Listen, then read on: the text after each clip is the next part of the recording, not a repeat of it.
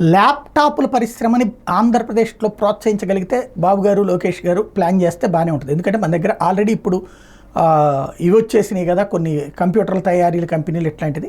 ల్యాప్టాప్ల తయారీ మీద దృష్టి సారిస్తే బాగుంటుంది ఆ కంపెనీలు పిలిస్తే. ఎందుకంటే ఇప్పుడు దేశీయంగా ల్యాప్టాప్లు అలాగే ఈ పీసీలు వీటికి సంబంధించిన ట్యాబ్లెట్లు వంటి ఐటీ హార్డ్వేర్ ఉత్పత్తుల్ని దేశంలో దిగుమతి చేసుకోవాలంటే ముందుగా అనుమతులు పొందాలనే నియమాన్ని లాస్ట్ ఇయర్ అక్టోబర్లో ప్రవేశపెట్టింది భారత ప్రభుత్వం.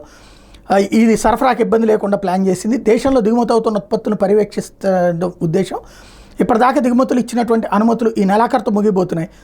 యాపిల్, డెల్, లెనోవా లాంటి 100 సంస్థలు దిగుమతి కోసం దరఖాస్తు చేసుకుంటే 2023 నవంబర్ 1న $10 బిలియన్ విలువైన వాటికి ప్రభుత్వం అనుమతి ఇచ్చింది. టోటల్గా 83,000 కోట్లకు అనుమతిస్తే 70,000 కోట్ల రూపాయలు ఆల్రెడీ దిగుమతి అయినాయి. ప్రస్తుత ఆర్థిక సంవత్సరంలో ఇప్పటికే 33,000 కోట్ల రూపాయలు దిగుమతి అయినాయి.